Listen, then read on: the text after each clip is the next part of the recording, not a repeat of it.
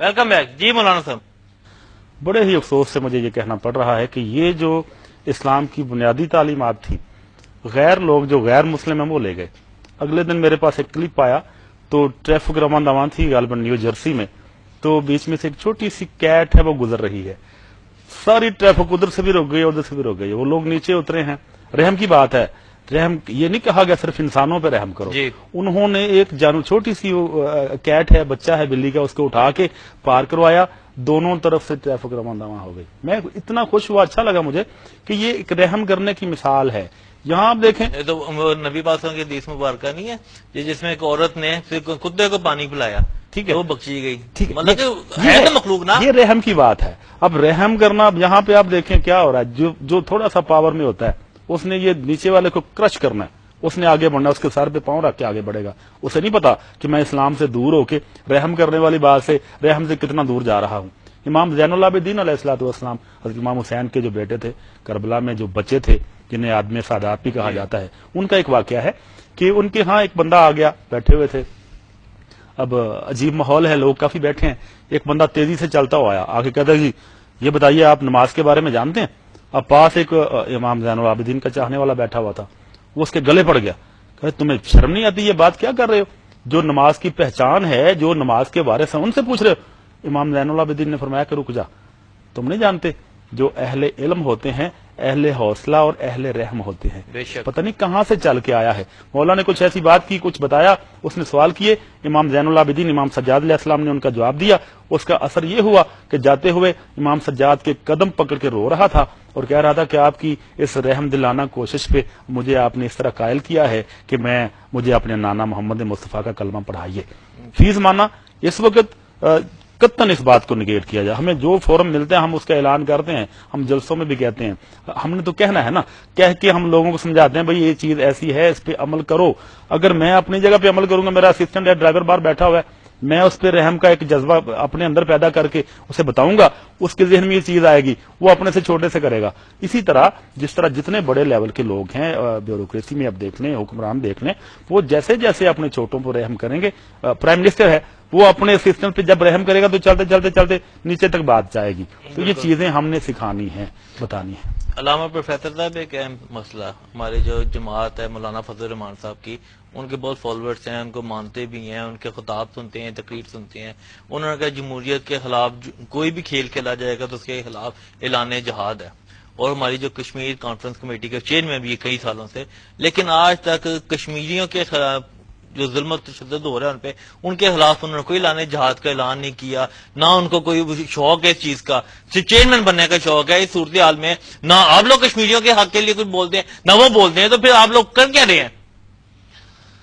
जी चौधरी साहब, ये बात आपने बहुत अच्छी कही कि जहां कहीं भी मुसलमान पिसा जा रहा हो तो दूसरा मुसलमान जो है उस पर फर्ज है कि वो उसकी मदद को पहुंचे। चूंकि इस्लाम हमें एक घर मुहैया करता है, एक घर के जैसे फर्द होते हैं ना, तो इस्लाम को मानने वाले एक घर के ही फर्द हैं। जैसे एक जिस्म की मिसाल है कि जिस्म के जिस हिस्से को भी तकलीफ होती है तो वो उस शख्स को तकलीफ होती है। इस्लाम ऐसे है जैसे एक जिस्म है। आज हम तफरीकों में पढ़ के, फिरका बंदियों में पढ़ के अपने जाती मफादात, आज मैं एक बात चैनल पे कह रहा हूं, इस्लाम एक मजहब जो है उसका नाम है, एक मजहब है इस्लाम। इस्लाम में कोई वो नहीं है कि जनाब आप करने के, इस्लाम ने अपने मानने वालों को कई रास्ते बता दिए तो फिरके बना दिए। लेकिन ये बात है कि कुछ हमारे ही लोग हैं जो हम एक दूसरे को जो बर्दाश्त नहीं करते। 1,23,999 अंबिया की जो मेहनत है उसका नतीजा है इस्लाम। उन सब की जो शरीयतें थी, उन सब अंबिया का जो मरकजी मजहब हो गया वो मजहब इस्लाम है। बिल्कुल, तो उनका तो यही था कि कोई भी ऐसा अमल हो, कोई ऐसा इस्लाम जो दीन है, ये अगर अपने इसमें है शराइत है कि अपनी मनपसंद के हुक्म नाफिज हो जो अल्लाह पाक ने दिए हैं, कोई अपना कोई और हुक्मरान अपने हुक्म नाफिज नहीं कर सकता, नहीं कर सकता। एक हमें ज़ाब्ता हयात किताब दी गई, उस किताब के अंदर हमारे लिए रहनुमाई मौजूद है اور زندگی کے ہر شعبے کی رہنمائی موجود ہے. یہ نہیں ہے کہ آپ نے بیٹی کی شادی کرنی ہے تو اس کا معاملہ بھی قرآن میں، آپ نے تعلیم حاصل کرنی ہے اس کا معاملہ بھی قرآن میں، اولاد کی تربیت کرنی ہے اس کا معاملہ بھی قرآن میں ہے، آپ نے بزنس کرنا ہے اس کا معاملہ بھی قرآن، آپ نماز کے لیے جا رہے ہیں وہ بھی قرآن سے پوچھیں، آپ اسلامی تعلیمات جاننا چاہتے ہیں وہ بھی قرآن سے پوچھیں. قرآن مکمل ضابطہ حیات ہے. لیکن ہم خوار ہوئے تارک قرآن ہو کر. جب ہم نے قرآن کو چھوڑ دیا تو ہمارے مقدر میں خواری لکھ دی گئی. علامہ صاحب آپ کون سی بات کرتے ہیں؟ قرآن پاک کو الماریوں میں بند کر کے اپنی مرضی کے آپ لوگ فیصلے کر رہے ہیں، اس کو کھول کے بھی نہیں دیکھتے ہیں کہ قرآن پاک کی کتنی کیا آپ لوگوں کو. قرآن مجید ہم بڑے خوبصورت غلاف کے اندر لپیٹ کے سب سے اونچی الماری میں رکھتے ہیں. قرآن اس لیے نہیں آیا کہ ہم اس کو لپیٹ کے اونچی الماری میں رکھیں، بلکہ قرآن کہتا ہے مجھے پڑھو اور مجھ پر عمل کرو. ہم نے اس کو پڑھنا ہے اور اس پر عمل کرنا ہے. ہم نے صرف مردے بخشوانے کے لیے رکھ لیا ہے کہ ان کو پڑھے مردے بخشے اور میں بیٹھے رہے آرام سے. بہترین چوری صاحب آپ نے بات کی تھی عدلیہ کی اور ہمارے نظام کی، اور یہ افسوسناک بات ہے کہ اسلام جو کہتا ہے کہ دو سائل آئیں ان کی بات سنو فوراً فیصلہ کر دو، اور اب چونکہ اسلام کے اندر قاضی ہونا چاہیے، یہ جج نہیں ہونے چاہیے. جج جو قانون لے کے بیٹھے ہیں یہ قانون برٹش کا قانون ہے، یہ پاکستانی اور اسلامی قانون نہیں ہے. جی پاکستان کے اندر جب اسلامی قانون آ جائے گا، جب قاضی بیٹھیں گے تو پھر فیصلہ ایسے ہوگا، یہ نہیں ہوگا کہ دادے نے کیس کیا تھا اور پوتے نے جا کے فیصلہ سنا. ایسا معاملہ نہیں ہوگا، بلکہ انصاف ہوگا. جب تک انصاف نہیں ہوتا تب تک قومیں سدھر نہیں سکتی.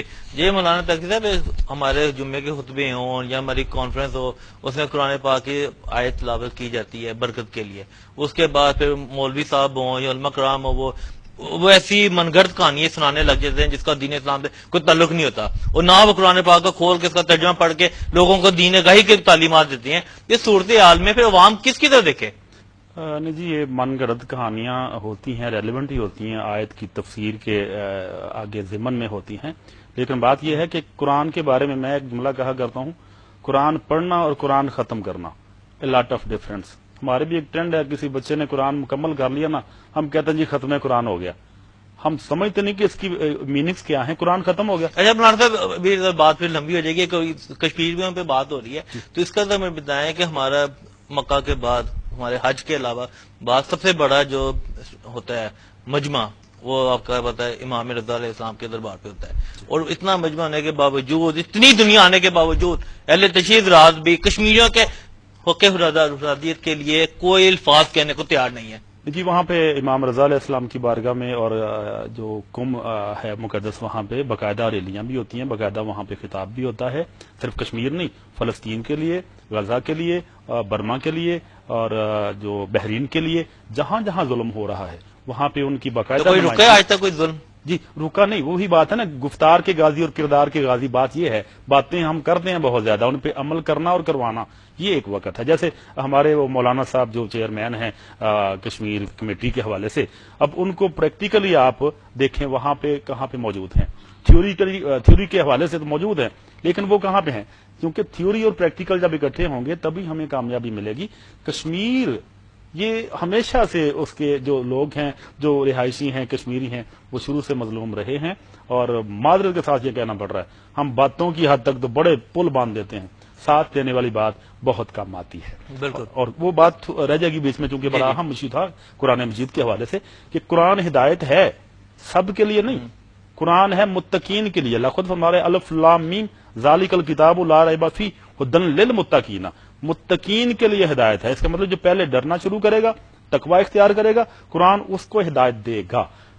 یونیفارم پہننا پڑے گا، اور قرآن کو ہم نے سنبھال کے رکھ دیا نا. اچھا مولانا صاحب، آخری جملے میں تو ٹائم ختم ہو رہا تھا، یہ بتا دیں کہ اس ٹائم عوام جو ہے اس کے کیا کرنا چاہیے؟ گھروں میں بیٹھ کے چکے کہ دیکھتی رہے، ٹی وی دیکھتی رہے، یا باہر نکل کے حق کے لیے آواز اٹھائے؟ جی اپنے حق کے لیے آواز اٹھائے، لیکن ایک منظم طریقے سے، کسی کو نقصان پہنچائے بغیر. حق کے لیے آواز اٹھانے کے ہم کل بھی حق میں تھے، آج بھی ہیں، اور من حیث القوم ہمیں باہر نکلنا چاہیے. لیکن جلاؤ گھراؤ کی سیاست اس کو نہیں، وہ تو نہیں ہونی چاہیے، وہ نہیں ہونی چاہیے. اگر پرامن رہے تو وہ ہونا چاہیے. جی اپنے حق کے بارے میں تو حکم ہے نا. حضرت علی کرم اللہ وجہ فرماتے ہیں کہ میں نے اپنے آقا نامدار صلی اللہ علیہ وآلہ وسلم کو فرماتے ہوئے سنا کہ اگر حق مانگنے سے نہیں ملتا اسے چھین کے لو. جی طریقے سے آخر جی علامہ جی بالکل نکلنا چاہیے عوام کو، لیکن پرامن احتجاج ہونا چاہیے.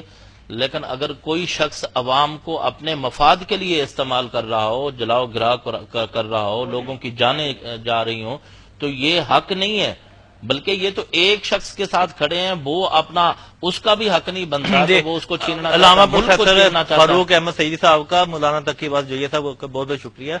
ناظرین، آج ہمارے ساتھ جو موجود ہے اہل سنت مرکزی جماعت کے، وہ مرکزی سیکرٹری بھی رہے ہیں، ابھی ہیں اطلاع، اور ان کے ساتھ جو مولانا تقی بات جویہ صاحب تھے، انہوں نے اپنی گفتگو سے جو کافی انفارمیشن دی ہے، اور ان کی گفتگو سے لگتا ہے کہ عوام میں جو تاثر ہے، جو بدامنی پھیلی ہوئی ہے، اور جو بے روزگاری اور غربت، جو چیزیں ہیں جس کی وجہ سے عوام اٹھنے کی کوشش کرتی ہے لیکن اٹھ نہیں سکتی، اگر ان کی گفتگو سنے اور ان پہ اثر لے تو ہمارے کئی ایسے مسائل ہیں جن کا حل نکل سکتا ہے. اب ہمیں اجازت دیجیے، اللہ حافظ.